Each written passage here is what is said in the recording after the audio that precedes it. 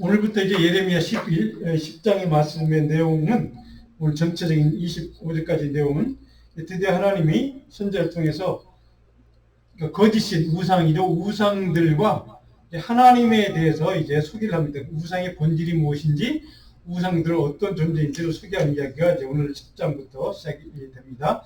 우리 지난주에 들 말씀 요한 1서 5장 19절 20절 우리 같이 한번 읽어볼까. 우리 설교 노트도 있을 겁니다. 또 아는 것은 우리는 하나님께 속하고 온 세상은 악한 자 안에 것이며, 또 아는 것은 하나님의 아들이 이르러 우리에게 지각을 주사 우리로 참된 자를 알게 하시는 것과, 또한 우리가 참된 자 곧 그의 아들 예수 그리스도 안에 있는 것이니 그는 참 하나님이시오 영생이십니다. 아멘. 지난주에 우리 요절 말씀을 살펴봤는데, 지난주 우리 한 절머리 좀 복습을 해보겠습니다. 10절을 보시면 9장 10절입니다. 내가 산들을 위하여 울부짖으며 광야 목장을 위하여 슬퍼하니. 그럼 제가 광야 목장에 대해서 설명을 좀 길게 말씀을 드렸습니다. 근데 이 광야 목장이 이제 불에 탔으므로 지나는 자가 없다, 황폐해졌다, 이런 얘기죠. 그래서 보니까 10절 후반절에 공중의 새도 짐승도 다 도망하여 없는 그런 이제 황폐해진 상황을 10절에 광야 목장 이렇게 표현을 했습니다. 하나님의 백성들의 그 삶의 자리가 광야 목장이라고 제가 말씀을 드렸고, 이 단어는 광야는 미드바르라는 단어에서 왔다는 말씀을 제가 드렸죠. 하나님의 말씀하신 장소다. 이 목장이란 말은 기쁨의 장소라는 뜻입니다. 하나님이 생명의 말씀을 주시는 곳이기 때문에 거기에는 생명이 있고, 거기에는 은혜가 있고, 감사가 있고, 기쁨이 있는 장소. 광야의 목장은 광야 같지만 실상은 하나님의 말씀하시는 곳이기 때문에 기쁨의 장소, 은혜의 장소가 된다, 이런 말씀을 드렸습니다. 근데 그곳이 지금 황폐해진 상황이 돼버리고 만 겁니다. 자, 그 광야 목장, 하나님이 말씀을 주시고 생명의 길을 주시는 그곳이 지금 황폐해진 상황에서 이스라엘 백성들이 지금 하나님이 주시는 말씀도, 은혜도, 하나님의 복도 지금 누리지 못하는 그런 거의 멸망된 상태, 이런 것을 지금 경험하고 있는 그들의 삶의 상황입니다. 하나님의 생명의 말씀이 메말라진 상태, 그래서 생명이 존재할 가능성이 전혀 없는, 오직 사망의 음침한 골짜기처럼 죽음만 존재하는 시대, 그런 상황. 그래서 오늘 이 시대가 오늘 그런 상황이 아닌가 좀 생각을 우리가 해보자고 말씀을 드렸습니다. 광야 목장을 하나님 주셨습니다. 그런데 우리의 문제는 그 광야 목장에서 하나님의 생명의 말씀, 기쁨을 주는, 영원한 은혜를 주시는 그 말씀을 들려 하기보다는 그 말씀을 오히려 거절하고 거부하고 오히려 우상에게 나가고, 잘못된 그런 우상의 가르침, 잘못된 가르침, 거짓된 가르침들로 세속적인 가치들, 그런 것을 추구하는 사람으로 우리는 이제 빠져들고 있는 이 시대의 상황. 이것이 이제 오늘 이 말씀을 통해서 예레미야 선지자를 통해 우리에게 주시는 하나님의 경고의 메시지이기도 합니다. 자, 그러면 그 가운데 이 광야 목장에서 우리 지금 오늘날 이 시대를 사는 우리 크리스찬들이 놓치고 있는 그 잘못된 길, 잘못된 삶의 길이 무엇인가를 오늘 10장은 우리에게 깨닫게 해줍니다. 그것이 바로 세속적인 가치, 우상이 이끄는 대로 우상의 길을 쫓아가는, 그러니까 잘못된 길을 가는 그런 그 성도들의 모습, 그런 거짓 신앙의 그 모습, 그된 신들을 쫓아가는 그런 우상을 숭배하는 모습, 이런 것들을 오늘 말씀 우리에게 깨닫게 해줍니다. 제가 지난주에 9장 24절에 보니까 자랑하는 것은 이것으로 자랑이라, 그래서 명철하여 나를 아는 것과 나의 연한 사랑과 정의와 공의를 땅에 행하는 자인 줄을 깨닫는 것, 이것을 갖고 자랑을 해라, 이렇게 말씀을 이제 성경 구절에 기록되어 있는 말씀 같이 나누었는데요. 자, 이것이 오늘 우리에게 주는, 오늘 10장을 통해 주고자 하는 주님의 마음, 뜻이기도 합니다. 하나님을 친밀하게 아는 것, 그리고 하나님의 말씀을 신뢰하고 의지하는 삶이란 도대체 어떤 삶을 의미하는가, 이것이 오늘 10장에 우리에게 말씀하고 있는 교훈의 내용이기도 합니다. 첫 번째로 1절 11절 지금 읽었던 말씀을 이 단락을 우리가 생각해보면, 참 지혜의 근원이신 하나님 여호와를 두려워하는 삶을 살라고 오늘 예레미야를 통해서 우리에게 하나님은 권면하고 있습니다. 그래서 1절은 하나님 말씀이 선포되는 이야기인데 2절에 보니까 여러 나라의 길을 배우지 말라, 이렇게 했습니다. 이방 사람들은 하늘의 징조를 두려워하거니와 너희는 그것을 두려워하지 말라. 근데 여러 나라의 길, 도대체 이게 뭘까? 이게 여러 나라, 하나님의 나라 백성, 하나님의 약속된 그 백성, 이스라엘 백성들, 뭐 우리가 지금으로 치면 뭐 유대인들이겠죠. 그 사람들의 그 나라에서 가르쳐주는 하나님의 말씀의 길이 아닌 이방의 길, 우상의 길, 잘못된 하나님의 말씀 이외의 길을 배우지 말라, 이런 뜻입니다. 그러니까 잘못된 교사나 우상이나 잘못된 선지자들, 거짓된 선지자들이 가르치는 그 길을 배우지 말라. 이 이유가 뭐냐? 이방 사람들은 하늘의 징조를 두려워하거냐. 그것을 너희는 두려워할 필요가 없다.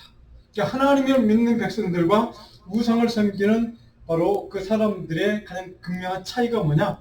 바로 하늘의 징조, 그러니까 자연 현상이겠죠. 그리고 뭐 우상들, 예를 들면 뭐 천둥 번개가 막 몰아치고 하면 뭐 이렇게 종말이 오나, 뭐 예를 들면 신이 노했다든가 뭐 이런 생각을 하는 그런 것들을 해서 사람들에게 겁박을 하고 신들이 노했다 이렇게 해서 이제 사람들을 하여금 그런 자기들의 말을 따르게 하는 거짓 선지자들, 거짓 종교 리더들, 뭐 이런 사람들을 얘기할 것입니다. 그런 것들을 사람들은 섬기기 때문에 두려워하지만 너희는 결코 그것을 두려워하지 말라 하는 것입니다. 자, 이것이 왜 중요한가 하는 것을 이제 선지자를 통해서 우리가 말씀하고 있는데요.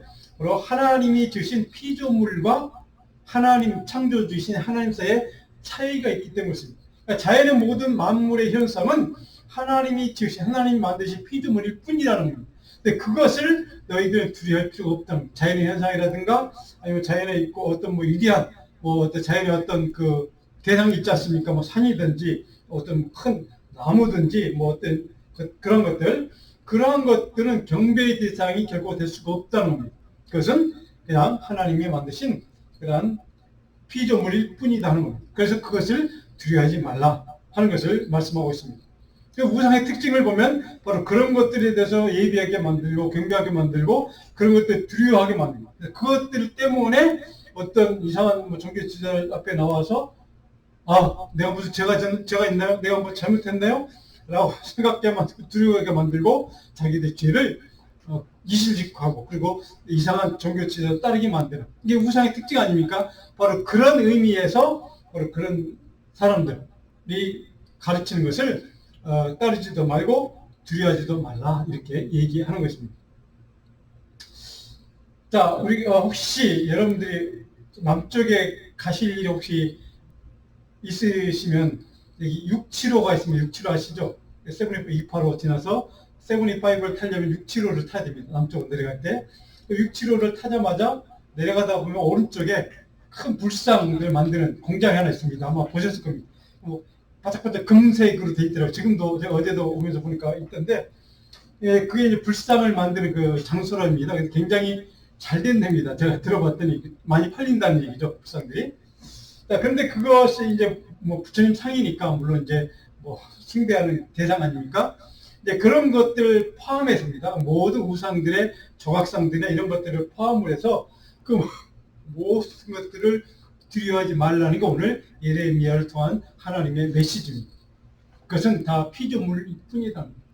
그래서 이제 앞으로 살펴보겠지만 바로 그것이 왜 경배의 대상, 두려움의 대상이 아니어야 되는지를 이제 쭉 설명해 줍니다. 그래서 5절에 보니까 그것이 물론 우상들입니다. 둥근 기둥 같아서 말도 못하며 걸어 다니도 못하고, 그렇죠? 그것들은 말도 못해. 걸어 다니지도 못해. 그냥 가만히 앉아 있어. 이런 얘기입니다. 가만히 서 있어. 이런 얘기입니다. 사람이 메어야 비로소 움직일 수 있는 존재지. 5절에 보니까 그런 말씀 쭉 기록되어 있죠. 그것이 그들에게 화를 주거나 복을 주지도 못한다. 그러니까 감정이 없다는 거죠. 살아계신 하나님은 질투하신 하나님이라고 스스로 밝혔잖아요. 감성이 있다는 거죠, 감정이. 근데 우상들은 감정이 없다는 겁니다. 감성이 없다는 거죠. 그래서 화도 못 내고 복도 못 주는 거야. 이렇게 얘기를 합니다. 그래서 너희는 그것들을 두려워하지 말라. 예레미야 10장의 핵심보로 우상들을 두려워할 필요가 없는, 예비할 필요가 없는 이유가 이제 무엇인가를 이렇게 쭉 설명하고 있는 것입니다.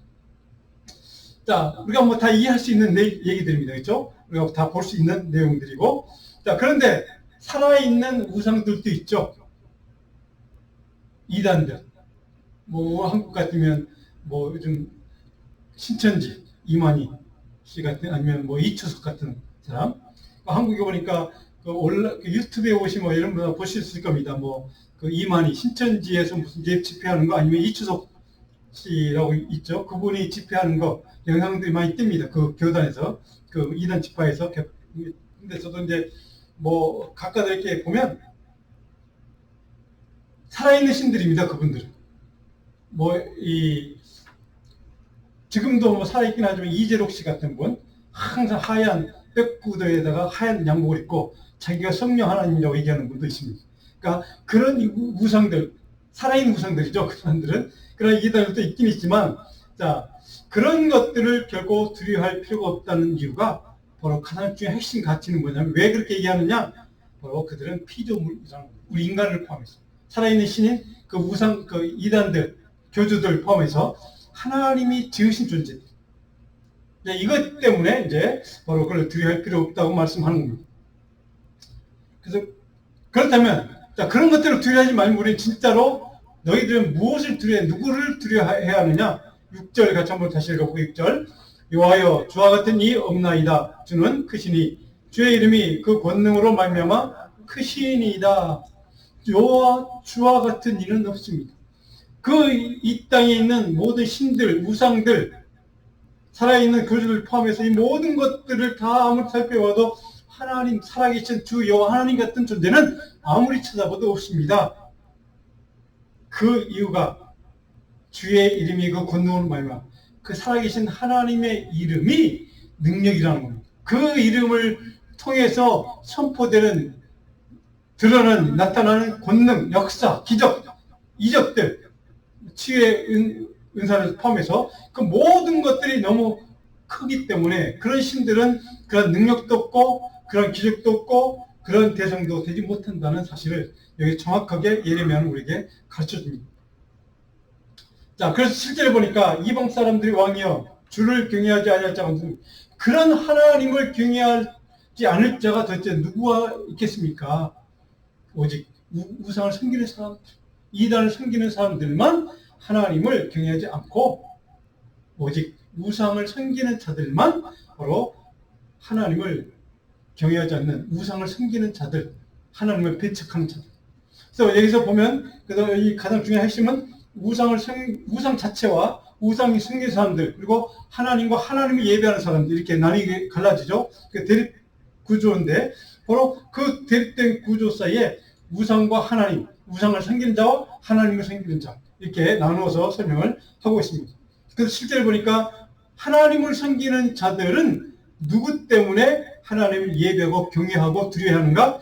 주와 같은 이가 이 땅에 그 어떤 존재도 없기 때문에 그렇다는 겁니다. 그러니까 하나님만이 유일하신 창조주, 하나님만이 위대하신 능력과 바로 그 어떤 우상도 어떤 살아있는 교주도 넘볼 수 없는 그런 능력과 힘을, 권능을 가진 분이라는 사실을 먼저 이렇게 선포합니다.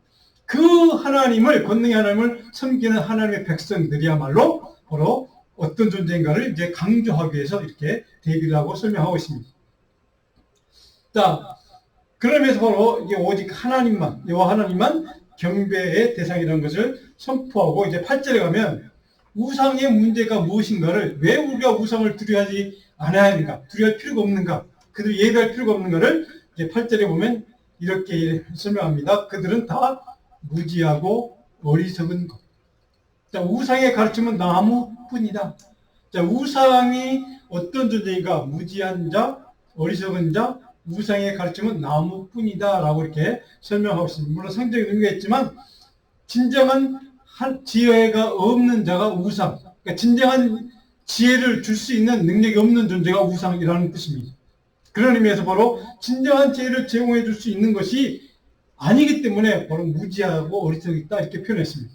그러니까 하나님의 지혜와 우상의 지혜를 이렇게 대비하는 겁니다. 그러니까 우상에게는 하나님이 주시는 말씀의 지혜를 우리에게 공급할 힘과 그런 지식도 능력도 없다는 사실을 이렇게 강조하고 있습니다. 그러니까 나무가 뭡니까? 있지만 움직이지 못한 겁니다. 그 어떤 것도 제시해 주는 능력이 없는, 말할 수 없는 존재가 나무라는 존재. 그래서 상징적으로 바로 나무 같은 존재야. 그래서 우상의 가르침은 아무것도 능력도 없고 너희를 실질적으로 지혜로운 삶을 이끌지도 못하고 바로 능력도 드러내지 못하는 그런 존재라는 사실을 이렇게 강조하고 있습니다.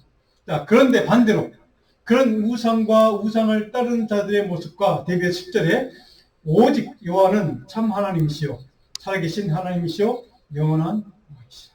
그래서 하나님은 어떤 존재인가? 참 하나님, 살아계신 하나님, 영원한 왕. 여러분 익숙한 단어들입니다. 그렇죠? 살아계신 분, 참된 신, 그리고 영원한 왕.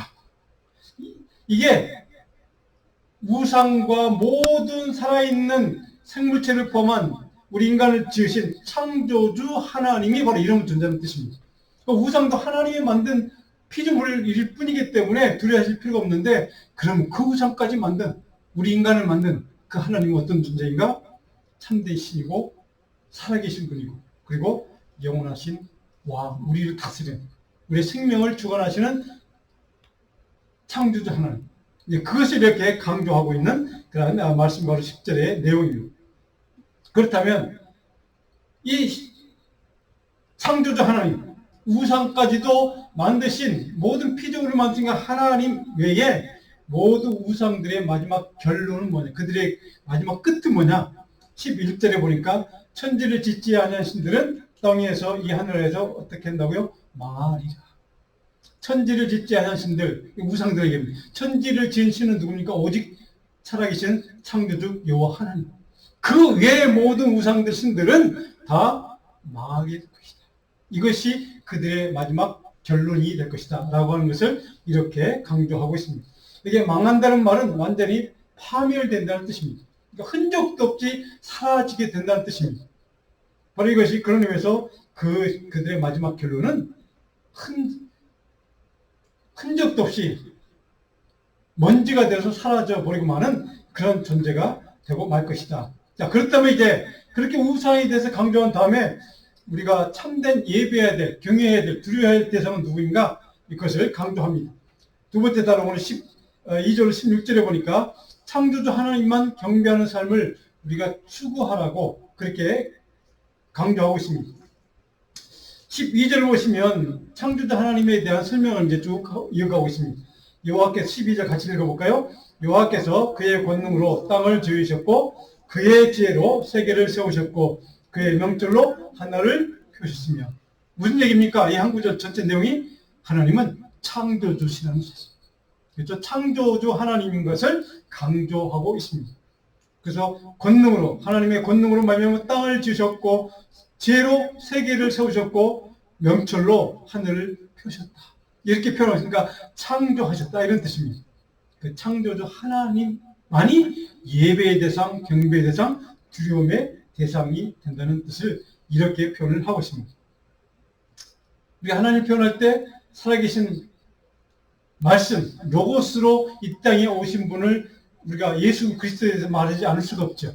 자, 그 살아계신 하나님이기 때문에, 권능 하나님이기 때문에 바로 그의 아들을 이 땅에 보내셔서 우리를 죄에서 구원하시는 능력도, 우리의 구원의 은혜도 주시는 분이 바로 창조주 하나님의 사실을 신약 성경이 가장 핵심적인 복음의 가치 아닙니까? 바로 그것을 우리는 연결해서 생각하면 창조주 하나님이라는 사실을 강조하는 이유가 무엇인가를 우리는 이해할 수가 있습니다. 왜 창조주 하나님인가? 다른 모든 우상들은 거짓 신들이다, 능력이 없다라고 하는 이유가 무엇일까?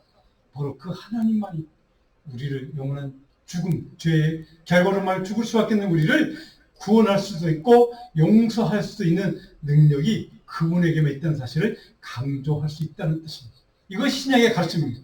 그런 의미에서 우리는 신약과 구약을 이렇게 연결지어서 생각하면 바로 창조주 하나님을 우리가 여기서 강조하고 있는 이유는 바로 예수 그리스도 그분을 왜 보내셨는지, 그 창조주 하나님이 왜 그분을 통해 우리를 구원하셨는지를 우리 이해할 수 있게 되기 때문입니다.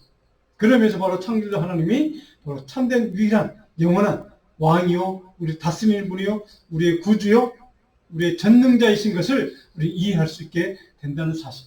그런 의미에서 바로 예레미야는 창조주 하나님만을 바로 우리 예배하고 경배하고 두려워해야 한다는 사실을 이렇게 강조하고 있습니다. 왜? 바로 신약 시대에 와서 바로 그 예언의 이 예레미야 선지자의 이 말씀과 가르침의 대언의 말씀의 내용 핵심적인 사실이 신약에 와서 어떻게 된다고요? 이루어지기 때문이었습니다. 이루어지게. 그래서 예언의 말씀이 신약 시대에 와서 이루어지는 것을 우리는 보게 되고 그 하나님의 말씀이 왜 신실한지 영원히 왜 변함이 없는 말씀인지 우리 비로소 이해할 수 있게 됩니다. 바로 이것이 바로 왜 창조주 하나님인 것을 강조하는가를 우리는 조금이나마 이제 이해를 할 수 있습니다. 자, 그러면 14절 보시면 우상이라는 하나님의 영, 하나님의 생기, 하나님의 능력의 원천이라는 사실을 우리는 성령 하나님 통해서 이해할 수 있습니다. 14절 보니까 사람마다 어리석고 무식하도다. 이는 그가 보고 만든 우상은 거짓이요. 그 속에 뭐가 없다고요? 생기가 없습니다. 여러분 정확하게 표현됐죠. 생기가 없는. 앞으로 우리가 공부하겠지만 예레미야 32장 33절에 가면 생기에 대해서 설명이 됩니다. 새 영에 대해서 설명이 됩니다. 우리에게 새 영을 부어주신다. 이 생기를 하나님의 호흡, 루아흐, 성령을 뜻합니다. 그 우상에게는 뭐가 없다고요? 생기가 없다. 생명이 없다는 겁니다. 다른 말로 하면 살아있지 않다는 겁니다. 죽어있는 신이랍니다. 그래서 거짓 신이라고 얘기하는 겁니다. 그러니까 모든 우상들은 그래서 하나님의 영, 생기가 없기 때문에 바로 그것은 거짓된 것이고 죽은 신이다 이렇게 얘기하는 겁니다. 자, 생기가 없다는 것과 아까 제가 말씀드린 예수님이 보혜사 성령을 요한복음에 우리에게 오시겠다, 보내주시겠다고 그리고 주님은 하늘 보좌 우편에 가시겠다고 약속하지 않았습니까? 그래서 사도행전에 가면 초대교회 마가다락교 성령을 체험하게 되는 사건이 있습니다. 물론 성령 하나님은 이전부터 존재했습니다. 삼일체 하나님이기 때문에. 그러나 바로 우리에게 하나님의 영으로 보내주시겠다고 약속했던 그 보혜사 성령을 우리에게 체험케 하시고 바로 마가의 다락방에서 그 이후에 또 신약시대 성령 시대 바로 하나님의 영, 이 생기를 품고 하나님의 말씀에 순종하게 하고 하나님의 나라를 바라보며 소망하며 살 수 있도록 우리 믿음의 사람들, 하나님의 백성들, 우리 성도들을 그렇게 이끄신 능력, 바로 이것이 하나님의 영, 하나님의 능력, 생기의 사명이고 생기의 능력 때문에 우리가 이게 지금 존재하고 있다는 사실을 우리는 이해할 수가 있습니다. 그러면서 하나님의 영, 이 생기가 그 우상들이 없다는 사실을 왜 강조하고 있는지 우리가 좀 이해할 수 있죠. 이 생기, 하나님의 영, 호흡, 거룩한 영, 성령, 그 성기가 이 생기가 바로 성령이 없기 때문에 그들은 우상이요, 죽은 것이요, 거짓이다 라고 하는 것을 이렇게 대비해서 정확하게 선포하고 있습니다. 15절 보니까 그것들의 마지막은 헛것이요 망령되에 맞는 것인즉 멸망할 것이다. 다시 한번 반복하고 있죠. 멸망당할 준비되다. 자, 이것이 그 우상들의 결론인 것을 우리는 다시 한번 우리가 이해할 수 있게 됩니다. 자, 근데 16절에 보면 하나님의 창조 하나님에 대해서 다시 한번 16절을 강조합니다. 그는 만물의 조성자요. 조성자란 말은 창조주라는 뜻입니다. 만물의 조성자요. 16절 후반절에 마지막에 가면 그 이름은 만군의 여호와십니다. 만군의 여호와. 전능하신 하나님, 창조주 하나님. 이걸 다시 한번 강조하고 있습니다. 그런 의미에서 바로 창조주 하나님과 생기, 성령과 예수 그리스도 구원의 역사, 십자가의 보혈의 은혜와 부활의 사건을 우리는 연결져서 이해할 수 있게 됩니다. 자, 우리 안에 생기, 하나님의 영, 성령을 부어주시는 이유가 무엇입니까? 하나님의 능력을 맛보고 그 능력 가운데 살라는 의미도 있습니다. 하나님 능력이 우리 안에 거하심으로 우리는 하나님의 백성, 하나님의 자녀로 이렇게 살 수 있게 되는 것입니다. 그래서 그 하나님의 영이 우리 안에 거하기 때문에 오직 너희는 하나님만 두려워하고 하나님만 예배하고 하나님만 경배하라는 것을 강조하게 됩니다. 세 번째 단락 17절로 마지막 25절까지가 바로 누구를 우리가 신뢰하고 의지해야 되는가?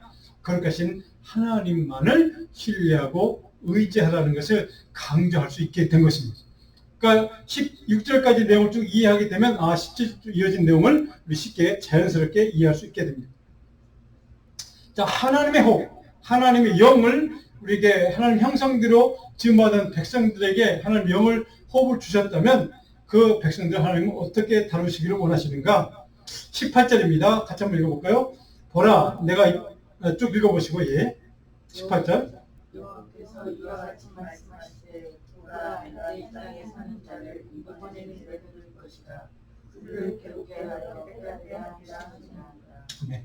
중요합니다. 이게 이 말씀, 그 하나님의 백성됨에도 불구하고 그 백성들이 이렇게 살펴본 것처럼 하나님의 말씀에 순종하기를 거절하고 거부하고 다른 데로 우상에게 돌아갔던 그 백성들. 자, 그 백성들을 내가 이 땅에 사는 자를 이번에는 내 던질 것이다. 내 던질 것이다. 여기 내 던진다는 말은 그리고 그들을 괴롭게 하여 깨닫게 하랴 이 말씀을 연결해서 생각하면 내 던진다는 말은 그들을 하나님이 원하는 형태로 만들기 위해서 그들을 이렇게 우리 여러분 예레미야가 예를 든 가운데 우리 도자기를 만들지 않습니까? 그죠? 도가에 가서 근데 그것을 깨뜨리는 장면 혹시 기억나십니까? 18장에 그럴 텐데 그 깨뜨린 장면에서 바로 하나님의 마음에 합하지 않게 다 깨뜨리고 다시 만드는 장면 아마 여러분 바로 그 장면이 아마 여러분 그 마음에 안 든다 그걸 깨뜨리는 그때 나오는 바로 단어가 바로 이게 내 던진다는 단어입니다. 그러니까 자기가 마음에 들지 않기 때문에 하나님 마음에 합당한 흡족한 자로 만들기 위해 다시 빚기 위해서 바로 내 던지고 깨어버린다는 뜻이기도 합니다. 자, 그렇게 내 던지고 그들을 괴롭게 한다는 이유, 괴롭게 한다는 말을 기억하시면 짜라는 말, 이 말은 뭐냐면 하나님이 의도적으로 그 하나님의 백성들을 원수에게 내어줘서 그리고 그들을 핍박하고 고통을 당하게 만든다는 뜻입니다. 네. 마지막에 있죠? 뭐 하기 위해서? 깨닫게 하기 위해서. 그래서 내 던져버린다는 뜻입니다. 원수에게 내어준다는 뜻입니다. 왜? 그들이 좀 깨닫게 하기 위해서. 내가 잘못된 순종의 길을 떠났구나. 불순종의 길을 선택했구나. 내가 잘못된 길을 갔구나. 하나님을 거부하고 거절하는 악한 길을 선택했구나 라고 하는 것을 깨닫도록 만들기 위해서 그렇게 내던져서 그들을 괴롭게 한다는 뜻입니다. 그 목적이 뭘까요? 깨닫게 하기 위해서. 다른 말로 하면 하나님 길로 회개하고 다시 돌이키도록 만들기 위해서 그렇게 내던지고 그렇게 괴롭게 한다는 뜻입니다. 우리 이것을 기독교용어로 연단시키기 위해서, 그렇죠? 훈련시키기 위해서 그렇게 한다고 표현합니다. 그렇죠? 하나님의 뜻을 깨닫고 다시 주께로 돌아오도록 돌이키도록 회개하고 주님 옆에 나올 수 있도록 만들기 위해서 내가 잘못된 길을 선택했다는 것을 깨닫도록 만들기 위해서 원수 앞에 내어던져서 고통당하게 만들고 어려움 당하게 만들고 괴롭힘을 당하게 만든다는 뜻입니다. 목적은 뭡니까? 연단을 위해서. 바로 이것이 바로 시험과 우리 그리스도인에게 연단의 목적이라는 뜻입니다. 깨닫게 한다는 말은 마찰하는 동사는 뭐냐면 스스로 하나님의 지혜를 발견하게 하고 스스로 하나님의 길로 돌아오도록 스스로 그 길을 찾도록 한다는 뜻입니다. 우리 기독교 신앙은 그래서 굉장히 이 다른 종교와 다른 이유가 바로 여기 있습니다. 스스로 하나님의 길, 하나님의 지혜의 길, 하나님의 말씀의 길, 순종의 자리로 나올 수 있도록 깨닫고 돌이킬 수 있도록 기회를 준 겁니다. 하나님. 그러니까 무조건 그냥 예수 믿으라, 무조건 그냥 믿으라가 아닙니다. 우리 기독교 신앙은 그래서 다른 종교는 거기에서 차이가 있습니다. 스스로 깨닫게 하는 기회를 주십니다. 연단을 통해, 훈련을 통해서, 시련을 통해서. 내가 하나님의 길을 떠났더니 이런 어려움과 고난과 시험을 겪었다고 하는 것을 스스로 깨닫고 내가 무엇이 문제를 깨닫고 하나님의 길로, 믿음의 길로, 순종의 길로, 말씀의 자리로 나아올 수 있도록 깨닫는 기회, 회개의 기회. 바로 이것이 바로 여기에 연단의 목적이라는 사실입니다. 그래서 우리 기독교 크리스찬에게는 시험, 연단, 어려움, 고난은 하나님의 포기 선언이 아닙니다. 결코 하나님이 우리를 버려두거나 우리를 포기했다는 의미가 아닙니다. 하나님의 길로, 순종의 자리로, 믿음의 자리에 설 수 있도록 깨닫고 돌이킬 수 있도록 만들기 위한 훈련과 연단의 기회라는 사실을 우리 정확하게 믿어야 하고 그 믿음을 가지고 하나님 앞에 어려움과 고난과 시험과 연단을 우리는 넘어서는 믿음의 사람으로 능력의 사람으로 변화될 수 있도록 성령께서 도와달라고 우리 기도할 수 있는 존재가 바로 우리 크리스찬의 복이기도 합니다. 이것이 차이가 있습니다. 이것이 우상들 다른 우리가 이단이라고 하는 그 사람들이 줄 수 없는 기독교 참된 크리스찬 기독교 신앙만이 줄 수 있는 바로 중요한 영적인 메시지. 그래서 오늘 바로 예레미야를 통해서 바로 여기에 18절에 마지막에 그들을 괴롭게 하여 깨닫게 하리라 라고 말씀한 이유가 바로 여기 있습니다. 오늘 이 말씀을 여러분 믿어지기를 간절히 축원합니다. 이 깨달음을 위해서, 연단을 위해서, 바로 내가 돌이키는 그 길을 선택하도록 하나님이 기회를 주시고 바로 생각하게 하시고 묵상하게 하시고 그리고 하나님 앞에 회개의 자리에 나올 수 있도록 만드는 그 기회. 바로 이것이 바로 우리가 어려움을 당하는 이유요, 고통과 고난을 당하는 그러한 시간의 의미가 바로 여기 있다는 사실을 우리는 깨닫기를 간절히 바랍니다. 자, 그렇다면 다니엘서 12장 10절에 시험과 연단의 목적을 다니엘은 이렇게 표현합니다. 같이 한번 읽어볼까요? 많은 사람이 연단을 받아 스스로 청결하게 하며 희게 할 것이니 약한 사람은 악을 행하리니 악한 자는 아무것도 깨닫지 못하되 오직 지혜 있는 자는 깨달으리라. 자, 다니엘도 이렇게 얘기합니다. 많은 사람이 연단을 받아 스스로 정결하게 하며 희게 할 것입니다. 그 연단과 고난을 받을 때 바로 내가 잘못된 삶의 길을 왔구나, 불순종의 자리를 내가 선택했구나 하고 깨닫고 스스로 정결하게 회개하고 거룩하게 옷 입는 그러한 하나님 앞에 회개하는 시간, 돌이키는 시간, 그래서 하나님의 말씀에 순종의 자리에 나올 수 있도록 허락하고 오직 지혜 있는 자는 그것을 깨닫게 된다는 뜻입니다. 하나님의 지혜로 채워진 자는 바로 우리가 연단과 고난을 통해서 하나님의 지혜를 주실 때 그 지혜로 말미암아 우리는 깨닫게 되고 하나님의 말씀의 자리로 순종의 자리로 다시 돌아올 수 있게 된다는 뜻입니다. 그러나 악한 사람은 악을 행하리 그들은 그것을 깨닫지 못하게 된다라고 정확하게 다니엘도 이렇게 표현합니다. 스가랴 13장 9절에도 보면 이렇게 기록되어 있습니다. 같이 한번 읽어볼까요? 내가 그 3분의 1을 불 가운데 던져 은같이 연단하며 금같이 시험할 것이라. 그들이 내 이름을 부르니 내가 들을 것이며 나는 말하기를 이는 내 백성이라 할 것이요 그들은 말하기를 여호와는 내 하나님. 아멘. 자, 내가 그 3분의 1 남은 자들 때문에 하나님 백성들 답니다. 그들을 불 가운데 던져 은같이 연단하며, 그렇죠? 연단하며 그리스도인에게 하나님의 백성의 연단의 의미는 바로 여기 있습니다. 회복의 의미가 있습니다. 돌이킴의 목적이 있습니다. 금같이 시험할 것이라. 그러고 나서 그들이 깨닫고 돌아와서 어떻게 한다고요? 내 이름을 부르리니. 그렇죠? 그런 의미에서 연단과 시험과 고통의 목적은 바로 여기에 돌이킴에 있다는 사실을 우리 정확하게 이해할 수 있게 됩니다. 믿게 됩니다. 바로 그런 의미에서 내 이름을 부르니 그 다음에 하나님이 들으실 것이요. 그때 그래서 하나님이 하늘문을 여시고 하나님의 백성이 간절히 부르짖는 그 기도와 간구를 들어주실 것이다. 응답하실 것이다. 나는 말하기를 이 사람은 내 백성이야, 내 자녀야 라고 내가 인정해 줄게 라고 하는 약속의 말씀입니다. 그리고 그 백성들은 드디어 비로소 하나님은 여호와는 전능하신 하나님은 내 하나님이다 라고 고백하는 고백의 자리, 참된 믿음의 자리에 설 수 있게 된다는 사실입니다. 저는 우리에게도 이런 은혜가 날마다 있기를 간절히 소원합니다. 우리가 비록 실수할 수 있고 하나님의 말씀을 거절하고 떠나고 또 정말 순간 세속적인 욕망과 탐욕의 길을 우리 선택해서 하나님을 순종하는 자리를 떠날 수도 물론 있습니다. 그런 선택을 할 수도 있습니다. 그러다가 우리가 어려움을 당하면 하나님이 나를 심판하시는가, 나를 이제 버리시는가, 나를 포기하시는가, 뭐 그런 생각을 우리는 할 때도 물론 있습니다. 그런데 오늘 이 말씀을 통해 주시는 하나님의 지혜는 뭡니까? 그런 고통과 어려움과 혼란의 자리, 그 자리는 우리가 깨닫는 자리, 돌이키는 자리, 하나님의 은혜의 자리로 다시 나올 수 있도록 순종의 자리로 나올 수 있는 하나님의 기회를 주시는 자리라는 사실을 우리는 말씀을 통해 깨닫게 됩니다. 자, 그런 하나님의 백성들의 은혜를 주시는데 바로 하나님이 마지막으로 우리 마지막 단락에 가장 강조하는 왜 하나님의 자녀들, 그 어려움을 당하는 자녀들 바로 그 고난을 주시는가, 또 하나님을 영영 떠나는 자들이 있습니다.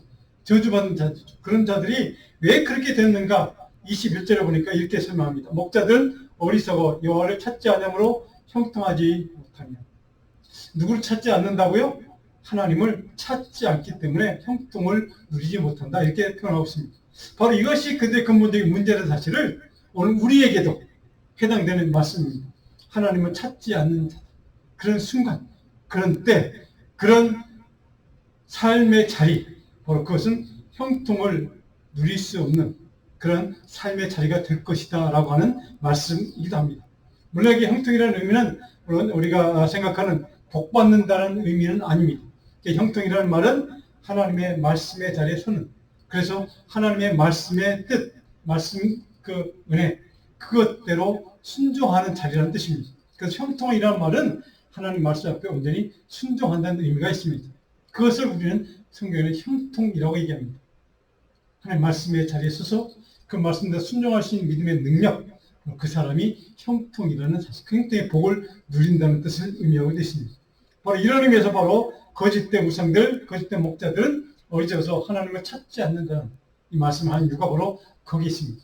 그 문제 때문에 바로 그들의 삶의 고난과 어려움과 고통을 경험하게 되는데, 중요한 것은 하나님의 그런 기회를 허락하실 때 순종의 자리, 말씀의 자리로 다시 돌이키는 것이, 돌아오는 것이 바로 중요하다는 사실을 이렇게 강조하고 우리에게 가르쳐주고 있습니다.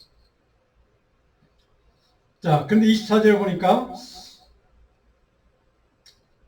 하나님의 선지자가 이렇게 얘기합니다. 여호와여, 나를 징계하옵시되.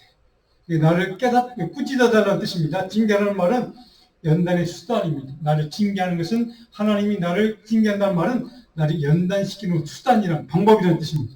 하나님, 내가 주님부터 믿음이 연단받기 원합니다. 나를 꾸짖어 주십시오. 나를 훈련시켜 주십시오. 라고 선지자가 이렇게 하나님 옆에서 간절히 기도하고 있는 모습. 우리에게도 이런 모습이 좀 있으면 좋겠습니다. 하나님, 내가 어떤 일을 경험했을 때, 어려움을 당했을 때, 이 일을 통해서 하나님 나를 더 연단시켜 주시옵소서. 나를 더 믿음의 사람으로, 더 큰 성숙의 사람으로, 큰 믿음의 자리에, 순종의 자리에 설 수 있는 하나님의 신실한 종으로 나를 연단시켜 주시고 훈련시켜 주시옵소서. 우리 기도가 있으면 더 큰 성숙한 믿음의 사람이 될 것으로 믿습니다. 이 말씀대로 우리가 같이 주님 앞에서 그런 기도하는 사람이 될 수 있기를 간절히 소원합니다. 바로 이 기도가 중요한 이유는 바로 하나님 앞에서 순종의 자리에 서기 위해서는 모든 불순종과 실수와 죄와 허물을 통회하고 자복하고 회개하는 바로 기도가 바로 이 기도이기 때문입니다. 하나님, 나를 징계해달라, 나를 연단시켜달라. 이 기회를 통해서 나를 더 하나님 더 큰 믿음의 사람으로 바꾸어 주십시오라고 그렇게 기도하는 기도가 바로 중요하다는 사실을 예레미야는 우리에게 가르쳐 줍니다.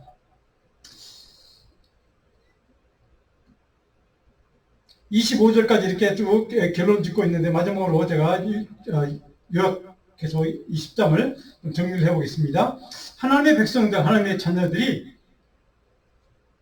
바로 하나님을 떠나거나 잘못된 불순종의 길을 가거나 믿음의 자리를 떠났을 때에 당하는 고통과 괴로움과 어려운 문제들, 시험들이 있습니다. 그것들은 우리를 연단시키는 자리라는 사실을 우리가 꼭 믿고, 그 연단을 통해서 나를 더 큰 믿음의 사람으로, 성숙의 사람으로, 더 큰 아버지 하나님의 자녀로 그렇게 믿음을 키워달라고 기도하는 기도가 있기를 바랍니다. 자, 우리가 그런 어려움을 만났을 때, 우리의 삶의 지경이 어려워지고 황폐해졌을 때, 우리 지난주에 9장에 아까 살펴본 것처럼 바로 광야 목장, 이라는 사실을, 이 세상에 살아가는 이 세상 자체가 우리에게, 우리 성도에게는 광야 목장이라는 것을 꼭 기억하실 수 있기를 바랍니다. 그 자리에서, 그 광야의 목장에서 하나님의 말씀만 의지하고 믿고 신뢰하는 사람들에게 바로 초장과 같은, 푸른 초장과 같은 형통의 복을 하나님 우리에게 주신다는 약속의 말씀을 꼭 믿으시기를 바랍니다. 마지막으로, 죄 용서와 하나님의 은혜와 긍휼과 그 하나님의 은총을 간절히 간구하고 추구하는 삶을 살기 위해서는 바로 오늘 예레미야가 아까 기도했던, 하나님, 이 기회가 나를 징계하는, 연단하는, 나를 성장시키는, 나를 더 하나님의 큰 순종의 사람으로 만드는 기회로 만들어달라. 우리 그렇게 성숙시켜달라고, 나를 믿음의 사람으로 더 크게 해달라고 기도하는 기도가 있기를 바랍니다. 그런 고통과 고난이 그냥 의미 없이 지나가는 시간이 아닙니다. 우리 믿음이 성장하고 더 큰 하나님의 신실한 능력의 사람으로 쓰임받을 수 있는 그런 큰 능력을 소유할 수 있게 되는 기회로 삼는 저와 여러분 되기를, 그래서 우리 인생 자체가 하나님의 큰 그런 어떤 복의 통로가 되는, 우리 모든 삶의 순간들마다 그것이 하나님의 형통의 복을 주시는 통로가 될 수 있도록 그런 복된 시간들로 우리 인생을 채워가는 그런 은혜를 달라고 같이 기도할 수 있기를 간절히 바랍니다. 오늘 이 묵상 요절 우리 설교 노트에 보면 베드로전서 1장 7절 말씀 같이 읽고 마칩니다. 너희 믿음의 확실함은 불로 연단하여도 없어질 금보다 더 귀하여 예수 그리스도께서 나타나실 때에 칭찬과 영광과 존귀를 얻게 할 것이니라. 아멘. 불로 연단하여도 없어질 금보다 더 귀한 믿음이 저와 여러분의 믿음 되기를 간절히 축원합니다. 기도하겠습니다.